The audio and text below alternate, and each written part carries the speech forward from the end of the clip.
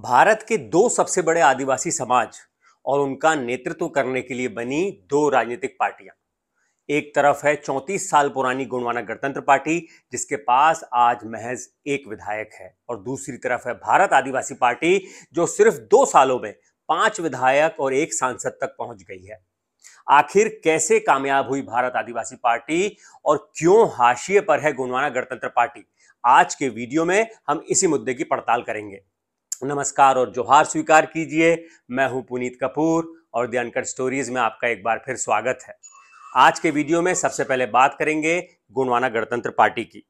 एक ऐसी पार्टी जिसने आदिवासी संस्कृति और पहचान के मुद्दे को उठाया, आदिवासियों के जल, जंगल और जमीन के अधिकारों के लिए संघर्ष किया और एक वक्त मध्य प्रदेश में 2% वोट हासिल करते हुए जबरदस्त कामयाबी हासिल की। मध्य प्रदेश, छत्तीसगढ़ के अलावा महाराष्ट्र में भी पार्टी को कामयाबी मिली, लेकिन 34 साल पुरानी पार्टी आज हाशिए पर है। इसके पीछे की वजह जानने के लिए शुरू से शुरू करते हैं। सबसे पहले बात दादा हीरा सिंह मरकाम की, जिन्होंने गोंडवाना गणतंत्र पार्टी की नींव रखी। एलएलबी में गोल्ड मेडलिस्ट रहे, एक जुझारू और सिद्धांत प्रिय शिक्षक थे दादा हीरा सिंह मरकाम। साल 1980 में शिक्षकों के तबादले में धांधली के खिलाफ उन्होंने आवाज उठाई और पाली तानाखार विधानसभा सीट से निर्दलीय चुनाव पर लड़ा। हीरा सिंह मरकाम इस चुनाव में दूसरे स्थान पर रहे, लेकिन अगला चुनाव बीजेपी के टिकट पर लड़े और जीतकर वो पहली बार विधानसभा में पहुंचे। साल 1991 के लोकसभा चुनाव में बीजेपी ने जांजगीर लोकसभा सीट से सांसद दिलीप सिंह जूदेव को दोबारा टिकट दिया, तो हीरा सिंह मरकाम ने जूदेव को बाहरी उम्मीदवार बताते हुए उनका विरोध किया और खुद निर्दलीय ताल ठोक दी। हीरा सिंह मरकाम को भले ही वोट सिर्फ 11,000 मिले, लेकिन दिलीप सिंह जूदेव जो बीजेपी के सांसद थे, मौजूदा सांसद रहते हुए अपना चुनाव हार गए। यही था हीरा सिंह मरकाम का प्रभाव इलाके में कितना था, इससे आप अंदाजा लगा सकते हैं। इसके बाद हीरा सिंह मरकाम ने बीजेपी छोड़कर 13 जनवरी 1991 को अपनी अलग पार्टी बनाई, जिसका नाम उन्होंने दिया गोंडवाना गणतंत्र पार्टी। गोंड संस्कृति, पहचान और अधिकार के मुद्दे पर संघर्ष शुरू किया और इसी दौरान उन्होंने गोंडवाना बैंक की भी स्थापना की। एक तरह का सहकारी बैंक था, जिससे हजारों सैकड़ों आदिवासियों की आजीविका के लिए मदद की गई, गोंड आदिवासी परिवारों की मदद की गई। आदिवासियों के मुद्दे को उठाते हुए जल्दी हीरा सिंह मरकाम गोंड आदिवासी समाज की मुखर आवाज बन गए और पूरे इलाके में लोकप्रिय हो गए। उन्होंने साल 1998 में जांजगीर में एक बार फिर लोकसभा चुनाव लड़ा, लेकिन उन्हें कामयाबी नहीं मिली। इसी साल हीरा सिंह मरकाम ने पाली तानाखार सीट से विधानसभा चुनाव लड़ा और जीत हासिल करते हुए अपनी गोंडवाना गणतंत्र पार्टी के पहले विधायक बने। इस दौरान गोंडवाना पार्टी ने आदिवासियों के जल, जंगल और जमीन के अधिकारों के लिए लगातार आवाज उठाई, गोंड संस्कृति और परंपराओं को बचाने के लिए अभियान चलाए, अलग गोंडवाना राज्य की मांग की और साथ ही साथ गोंड बाहुल्य इलाकों में ये गोंडवाना गणतंत्र पार्टी धीरे धीरे लोकप्रिय होते चली गई। हीरा सिंह मरकाम एक बड़ा लोकप्रिय और करिश्माई नेता बन गए पूरे इलाके में। हीरा सिंह मरकाम ने इसके बाद आदिवासी बाहुल्य इलाकों में पार्टी को मजबूत करने में अपना ध्यान लगाया। इसके बाद एक और पार्टी को कामयाबी मिलती है साल 1999 के महाराष्ट्र विधानसभा चुनाव में। वहां पर गोंडवाना गणतंत्र पार्टी पहली बार चुनाव में उतरती है और पहली बार में उसे कामयाबी मिलती है। गढ़चिरौली जिले की सिनौचा सीट से गोंडवाना गणतंत्र पार्टी के आत्रम धर्मराव भगवंतराव जीत हासिल करते हैं। इसके बाद अगले ही चुनाव में, इसके बाद साल 2000 में वो दौर आता है जब छत्तीसगढ़ मध्य प्रदेश से अलग हो जाता है, विभाजन हो जाता है, दो अलग अलग राज्य बन जाते हैं, छत्तीसगढ़ एक नया राज्य बन जाता है। लगातार हीरा सिंह मरकाम अपनी पार्टी को मजबूत करने के लिए मेहनत करते हैं और फिर धीरे धीरे करके वक्त गुजरते जाता है और साल 2003 आ जाता है, जब मध्य प्रदेश और छत्तीसगढ़ में, माफ कीजिएगा, विधानसभा चुनाव होते हैं। गोंडवाना गणतंत्र पार्टी इस चुनाव में अब तक का सबसे शानदार प्रदर्शन करते हुए मध्य प्रदेश में 3 सीटें हासिल करती है। छिंदवाड़ा जिले की अमरवाड़ा सीट से मनमोहन शाह भट्टी चुनाव जीतते हैं, सिवनी जिले की घनसौर सीट से रामगुलाम उइके और बालाघाट जिले की परसवाड़ा सीट से दरबू सिंह उइके जीत हासिल करते हैं। इस तरह महाकौशल के 3 महत्वपूर्ण जिले और तीनों जिलों में गोंडवाना गणतंत्र पार्टी एक एक सीट हासिल करती है। हालांकि हीरा सिंह मरकाम खुद पाली तानाखार सीट से कांग्रेस के रामदयाल उइके से चुनाव हार जाते हैं। गोंडवाना गणतंत्र पार्टी के लिए यह 2003 का दौर एक तरीके से स्वर्णिम काल था, जब पार्टी के 3 विधायक जीते, लेकिन इसके बाद धीरे धीरे पार्टी के हाशिए पर जाने की शुरुआत हो जाती है। गोंडवाना गणतंत्र पार्टी धीरे धीरे पिछड़ने लग जाती है। महाराष्ट्र से जीते पार्टी के इकलौते विधायक 2004 में एनसीपी में शामिल हो जाते हैं और एनसीपी से चुनाव लड़के वो विधायक बन जाते हैं, तो गोंडवाना गणतंत्र पार्टी के हाथ 2004 में महाराष्ट्र में खाली हो जाते हैं। साल 2008 के विधानसभा चुनाव में मध्य प्रदेश में उसके पहले जब परिसीमन हुआ, तो सिवनी की घनसौर सीट, जहां से रामगुलाम उइके जीते थे, वो सीट खत्म हो जाती है। एक तरीके से एक और सीट गोंडवाना गणतंत्र पार्टी की कम हो जाती है। अमरवाड़ा में मनमोहन शाह भट्टी गोंडवाना गणतंत्र पार्टी से अलग होकर राष्ट्रीय गोंडवाना पार्टी से चुनाव लड़ते हैं, हार जाते हैं और परसवाड़ा में दरबू सिंह वही के हैं वो भी चुनाव हार जाते हैं।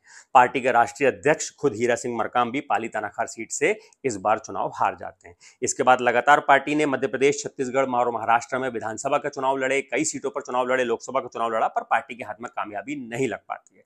साल 2003 के बाद पार्टी को अगली चुनावी कामयाबी हासिल करने के लिए अगले 20 सालों का इंतजार करना पड़ता है, जब साल 2023 के विधानसभा चुनाव में, यानी अभी से 2 साल पहले, पाली तानाखार सीट से, जो कि हीरा सिंह मरकाम की परंपरागत सीट थी, वहां से उनके बेटे और पार्टी के राष्ट्रीय अध्यक्ष तुलेश्वर सिंह मरकाम चुनाव लड़ते हैं और वो वहां पर जीत हासिल करते हैं। लेकिन महाराष्ट्र और मध्य प्रदेश में पार्टी के हाथ खाली रहते हैं। तो कुल मिलाकर 2003 के बाद 2023 में पार्टी को कामयाबी मिली, लेकिन पार्टी के पास आज की डेट में सिर्फ एक विधायक है।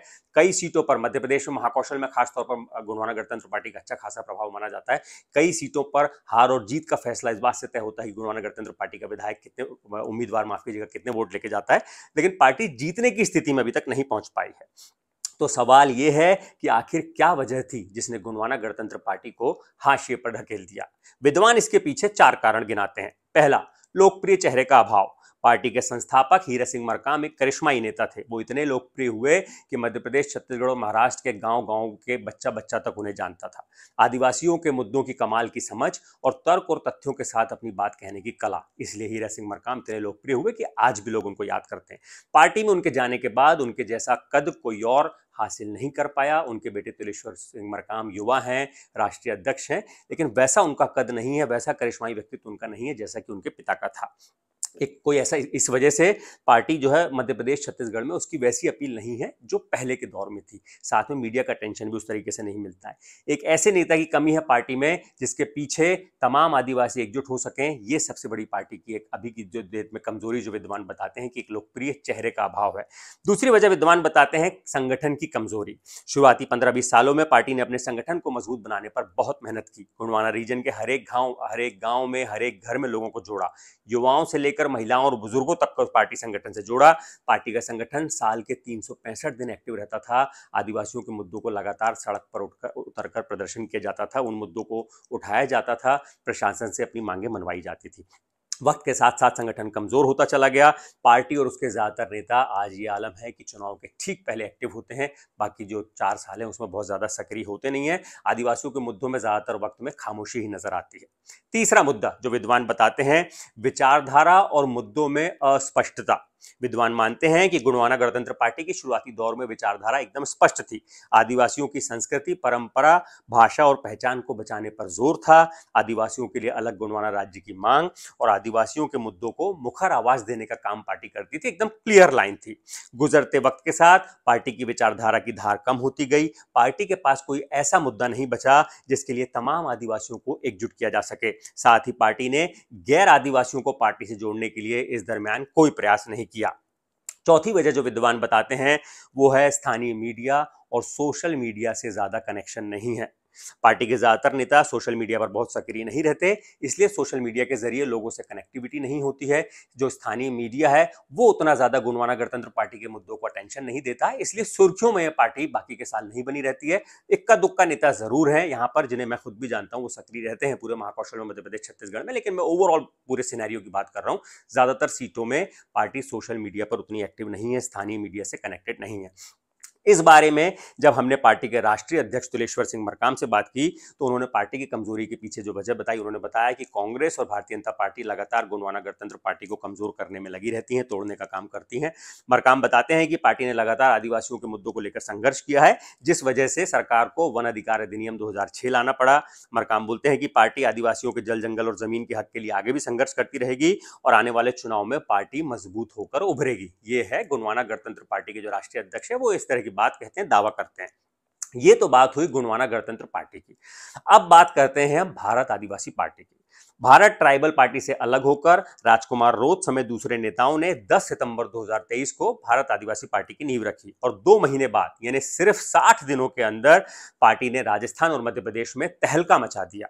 आज पार्टी के राजस्थान में 4 विधायक हैं, मध्य प्रदेश में 1 विधायक है और राजकुमार रोत खुद पार्टी के सांसद हैं। इतने कम वक्त में भारत आदिवासी पार्टी कैसे कामयाब हुई, इस पर बात करने से पहले उसके छोटे से इतिहास पर नजर डालते हैं, क्योंकि बहुत ज्यादा पुरानी ये पार्टी है नहीं इतनी। राजकुमार रोत साल 2018 के राजस्थान विधानसभा चुनाव में भारत ट्राइबल पार्टी के टिकट पर चुनाव जीतकर सिर्फ 26 साल की उम्र में विधायक बनते हैं। सागवाड़ा सीट भी भारत ट्राइबल पार्टी के खाते में आती है। भारत ट्राइबल पार्टी के संस्थापक जो गुजरात के विधायक रहे छोटू भाई वसावा हैं, उनसे मतभेद के बाद राजकुमार रोत साल 2023 में अपनी अलग पार्टी बनाते हैं जिसका नाम वो रखते हैं भारत आदिवासी पार्टी। और राजस्थान विधानसभा चुनाव में पार्टी के 2023 के विधानसभा चुनाव में 4 विधायक जीत जाते हैं, जिसमें 84 से जो 84 सीट है वहां से राजकुमार रोत खुद दूसरी बार चुनाव जीतते हैं। उनके अलावा 3 लोग और चुनाव जीतते हैं।